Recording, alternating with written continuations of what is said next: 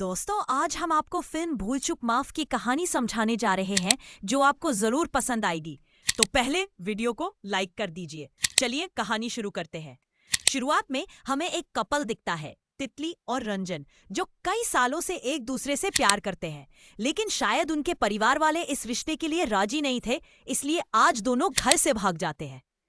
सफा के बीच तितली को अपने पापा की याद आ जाती है और वो रोने लगती है क्योंकि उसे डर होता रहे कि कहीं बदनामी के डर से उसके पापा आत्महत्या ना कर ले। इसलिए तितली रंजन से कहती है कि वापस घर चलो, लेकिन रंजन नहीं मानता और दोनों में झगड़ा शुरू हो जाता है।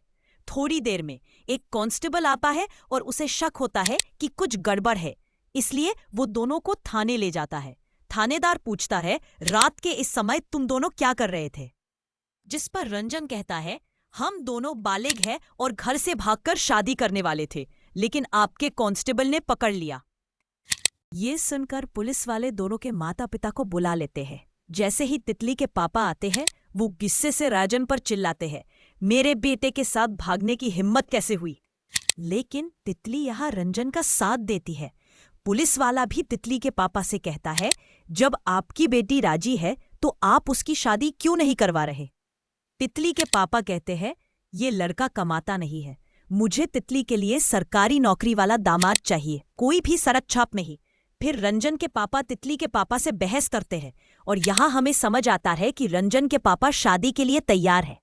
आखिर में तितली के पापा रंजन के सामने एक शर्त रखते हैं, अगर 2 महीने में सरकारी नौकरी ले आया तो मैं तितली से तेरी शादी करवा दूंगा, वरना तितली की शादी मैं अपनी मर्जी से करूंगा।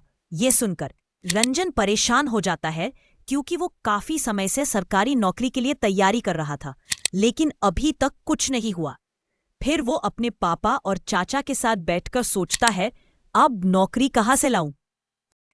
फिर उसकी बहन कैरी आती है और रंजन का मजाक उड़ाती है कि वो सरकारी नौकरी लायक नहीं है।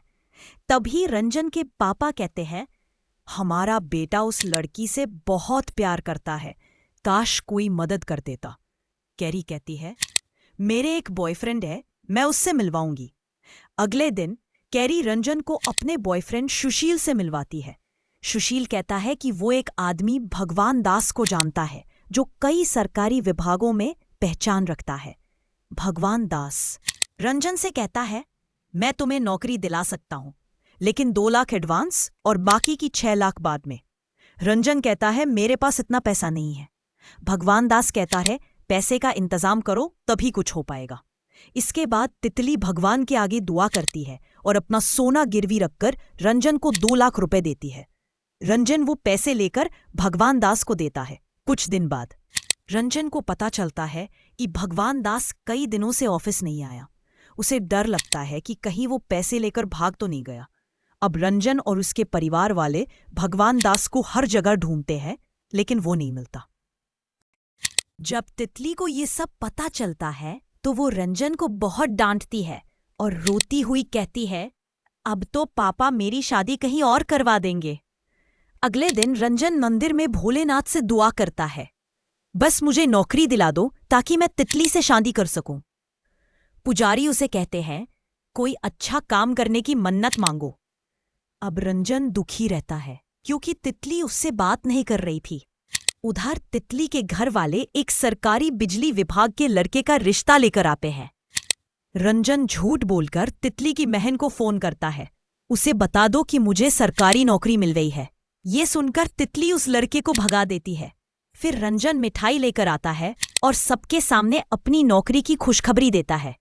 तितली के पापा शादी की तारीख 30 तारीख रख देते हैं। शादी की तैयारियां शुरू हो जाती हैं। हल्दी वाले दिन रंजन तितली से चुपके से मिलता है और कहता है, कल हमारी शादी होगी। अगली सुबह रंजन देखता है कि आज फिर हल्दी हो रही है। उसे समझ नहीं आता कि ऐसा क्यों हो रहा है। उसकी माँ कहती है, आज तो 29 तारीख है, हल्दी का दिन। रंजन परेशान हो जाता है। हर दिन जब वो उठता है 29 तारीख ही रहती है। वो एक टाइम लूप में फंस गया था। डॉक्टर के पास ले जाया जाता है, लेकिन कोई फायदा नहीं। फिर उसे याद आता है कि शायद उसने भोलेनाथ से जो वादा किया था वो पूरा नहीं किया। रंजन सबको माफी मांगता है, अच्छे काम करता है, लेकिन कोई फायदा नहीं। हर दिन वही 29 तारीख। एक दिन आत्महत्या करने जाता है, लेकिन वहां हमीद नाम का लड़का पहले नदी में कूद जाता है। रंजन उसे बचा लेता है। हमीद बताता है कि वो गरीब परिवार से है और सालों से सरकारी नौकरी की तैयारी कर रहा है, लेकिन सिलेक्शन नहीं हो पाया। रंजन समझ जाता है कि उसकी वजह से हमीद की नौकरी चली गई। अगले दिन रंजन भगवान दास से मिलने जाता है और कहता है कि हमीद को उसकी नौकरी वापस दो। फिर रंजन तय करता है कि वो अपनी नौकरी छोड़ देगा ताकि हमीद को मिल सके।